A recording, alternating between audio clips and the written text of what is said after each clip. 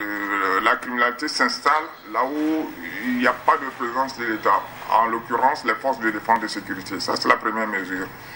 La deuxième, c'est l'opération Kougnouari. Depuis septembre 2018, les chefs de l'État trouvaient qu'il fallait mettre un tampon dans la partie septentrionale de notre pays, parce que le danger n'était pas loin.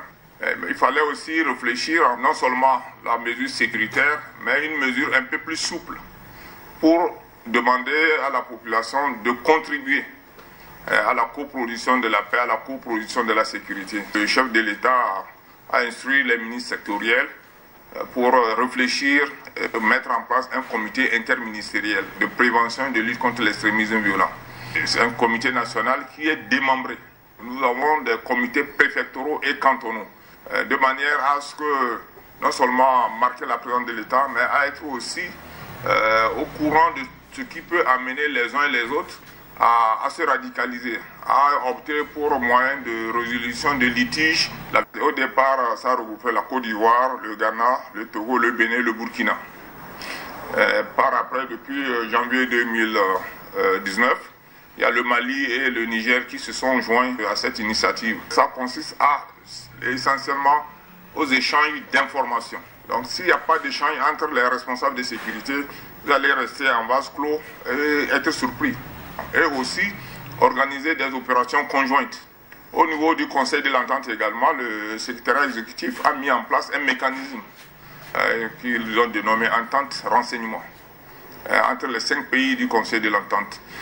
Le même mécanisme est élaboré au niveau de l'UMOA. La délégation à la paix et à la sécurité a mis en place un mécanisme d'échange d'informations entre les pays. La CEDEAO également a élaboré avec la Commission paix et sécurité un mécanisme d'échange d'informations. Il y a de nouvelles formes d'infractions qui ont vu le jour.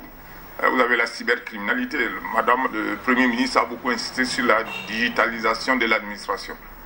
Aujourd'hui, vous avez des individus à partir de l'Internet peuvent faire bouger le monde. Mais il faudrait que nos forces également ne soient pas oubliées.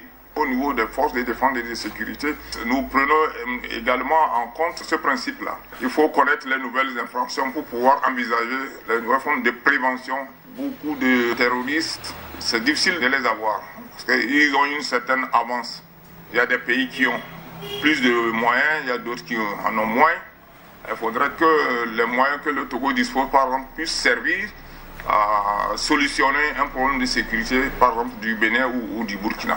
Nous devons tous travailler pour maintenir notre pays en paix, maintenir notre pays en sécurité.